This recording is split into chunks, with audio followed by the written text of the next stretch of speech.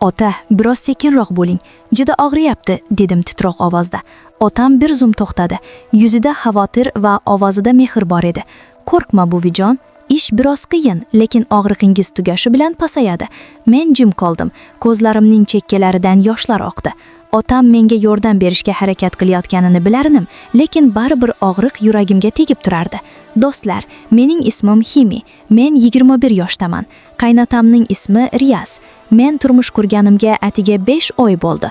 Turmush qurganimizdan ko'p o'tmay, erim bir oyga chet elga xizmat safari bilan ketdi. O'shandan beri uyda faqat men va qaynotam qoldik. Ikkimiz. Qaynonam deyarli 6 yil oldin vafot etdi va qaynotam o'shandan beri boshqa turmushga chiqmadi. Uy tinch va jim, lekin hatto o'sha sukunatda ham noma'lum bir tuyg'u bor edi. Erim chet elga ketganida men butunlay vayron bo'ldim. Men uni turmush qurgandan keyin birinchi marta shuncha vaqt ko'ra olmasligimni o'yladim. Bu bo'shliq chidab bo'lmas edi. Kunduzi ham xafa bo'ldim va kechasi yolg'iz uxlay olmadim. O'sha kuni kechqurun uyda chiroqlar o'chirilgan holda uxladim. Ko'zlarimning chekkalaridan yosh oqdi va ko'kragim og'irlashdi. Shu payt eshik yonida qadam tovushlarini eshitdim. Eshik sekin ochildi va men cho'chib ketdim. Qaynotamning qo'lida bir stakan suv va kichik bir paket dori bilan turganini ko'rdim. U yumshoq ovozda, "Buvijon, siz hech narsa yemadingiz, menga kun bo'yi hech narsa bermadingiz", dedi. Men ko'zlarimni artib, "Yo'q, dadajon, men och emasman", dedim. U yonimga o'tirdi va xotirjam ovozda, "Mana oyijon, ular tashqariga chiqqanda biz uyni parvarish qilishimiz kerak. Xafa bo'lmang, men shu yerdaman, sizni xafa qilmayman", dedi. Uning ovozida g'alati bir mehr-shafqat bor edi. Keyin men bir narsani juda aniq payqadim. Turmush qurganimizdan beri ancha vaqt o'tgan bo'lsa ham, qaynotam men bilan hech qachon bunday gaplashmagan edi. U odatda juda jim, ishi bilan band odam edi. Ertalab turar, gazeta o'qir, keyin nonushta qilib xonasiga ketardi. Men odatdagidek gapirishga harakat qilardim, lekin u faqat ha, yo'q, xo'p, boshqa hech narsa kabi qisqa javoblar berardi. Lekin o'sha kuni u butunlay boshqacha bo'lib tuyuldi. Ko'zlarida qandaydir mehr va ovozida notanish iliqlik bor edi. O'sha paytda u juda o'zgargandek tuyuldi. Men unga hayron bo'lib qaradim. Nega bu odam shuncha vaqtdan beri befarq bo'lib kelganiga, nega bugun to'satdan bunchalik g'amxo'r bo'lib qolganiga hayron bo'ldim. Uning so'zlarini tinglash menga yoqdi, lekin ongim g'alati bezovtalikka to'ldi. Go'yo noma'lum narsa sodir bo'lishini sezgandek. O'sha kechadan keyin hamma narsa asta-sekin o'zgara boshladi. Qaynotam avvalgidek befarq emas edi. Ertalab uyg'onganida buvim yaxshi uxladimi deb so'rardi. Peshinda ovqatga o'tirganda menga o'zi guruch uzatardi. "Mana buni ol, biroz ko'proq ye, onajon." Avvaliga uning xatti-harakatlaridan hayron bo'ldim. Keyin asta-sekin ko'nikib qoldim. Lekin xayolimda bir savol aylanib yurardi. Bu to'satdan o'zgarishning sababi nima edi? Ertasi kuni tushdan keyin yomg'ir yog'ayotgan edi. Men balkonda osmonga qarab o'tirib, sochlarim yengil sovuq shamolda to'zg'ib ketgan edi. Shu payt orqamdan choyshab asta kelib, yelkamga o'ralgan edi.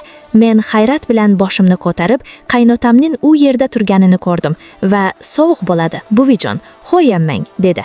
Uning ovozi yumshoq edi, lekin bu yumshoqlik ichida men tushuna olmaydigan, lekin baribir his qiladigan narsa bor edi. Men hech narsa demadim, shunchaki boshimni egib o'tirdim. O'sha kundan boshlab qaynotamning xatti-harakatlari g'alati bo'lib qoldi. Ilgari u faqat ehtiyojlari haqida gapirardi. Endi esa ko'pincha yonimda bo'lardi. Ba'zan u oshxonaga kelib, buvimga biror narsa kerakmi deb so'rardi.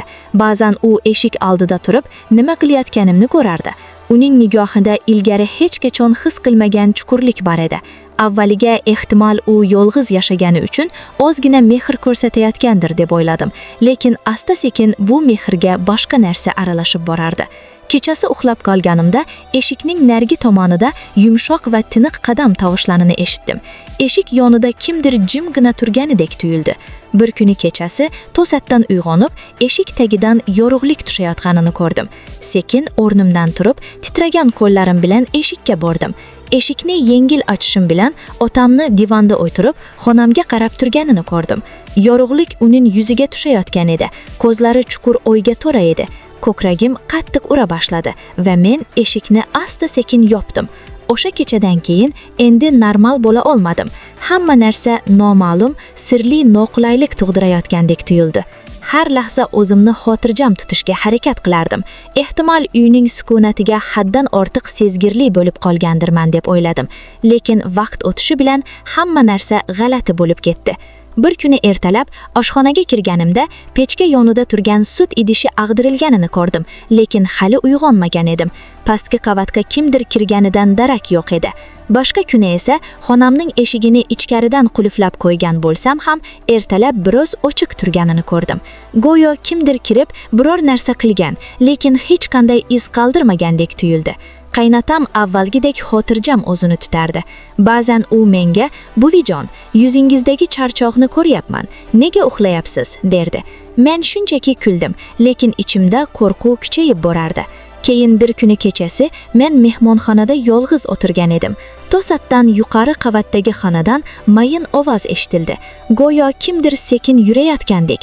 Dadam bo'lishi mumkin deb o'yladim, lekin tashqariga qarasam, uni ayvonda gazeta o'qib o'tirganini ko'rdim. Keyin ko'kragim qattiq uri ketdi. Sekin zinadan ko'tarildim. Havoda g'alati hid, eski kiyimlar va dast hidi bor edi. Xonaning eshigi biroz ochiq edi. Eshikni itarib ichkariga kirishim bilan o'sha kundan beri uy g'alati og'irlashib ketganini ko'rdim. Hech qanday sababsiz havoda noqulaylik hissi paydo bo'ldi. Kechasi atrofimdagi sukunat buzildi va g'alati tovushlar eshitildi. Bir kuni kechasi uxlashga ketayotgan edim. To'satdan tashqaridagi yo'lakdan kimdir sekin yurib keyin to'xtab qolgandek ovoz eshitdim. Dadam bo'lishi mumkin deb o'yladim, lekin biroz vaqt o'tgandan keyin yana eshitdim. Bu safar xonamning jinazasidan. Ko'kragim qattiq uri ketdi. O'rnimdan turib, eshik yonida turib, diqqat bilan tingladim. Bu safar kimdir ismimni jimgina chaqirayotganini eshitdim. Ximi. Men hayron qoldim. Ovoz juda tanish tuyuldi, lekin kimligini aniq tushuna olmadim. Eshikni ochishga jur'at etmadim. Butun vujudim qo'rquvdan titrab ketdi. Ertasi kuni ertalab otamdan "Kecha xonamda yaqin edingizmi?" deb so'radim. U hayron bo'lib, "Yo'q, men tun bo'yi xonamda edim. Biror narsa eshitdingizmi?" Men hech narsa demadim va shunchaki bosh irg'ab chiqib ketdim. "O'g'lim, kechasi kimning ovozi?" O'shandan so'ng har kecha bir narsa sodir bo'la boshladi. Ba'zan eshik biroz tebranardi, ba'zan uydagi chiroqlar o'z-o'zidan o'chib qolardi. Bir kuni bir voqea sodir bo'ldiki, bu uyda faqat men va otam emas, balki boshqa kimdir borligiga ishontirdi. O'sha kecha men yotoqda yotar edim, deraza biroz ochiq edi va to'satdan shamol pardani uchirib yubordi. Ko'zlarimni ochdim va deraza yonida kimdir turganini ko'rdim. Yuzi ko'rinmas edi, lekin soya aniq edi. Qichqirishim bilan soya bir onda g'ayib bo'ldi. Dadam yugurib keldi. "Nima bo'ldi, Buvijon?" Men titroq ovozda, "Deraza yonida kimdir bor", dedim. U tashqariga qaradi va ko'rdi, keyin xotirjam ovozda, "U yerda hech kim yo'q. Ehtimol siz noto'g'ri ko'rgansiz", dedi. Lekin men noto'g'ri ko'rmaganimni bilardim. O'sha soya haqiqiy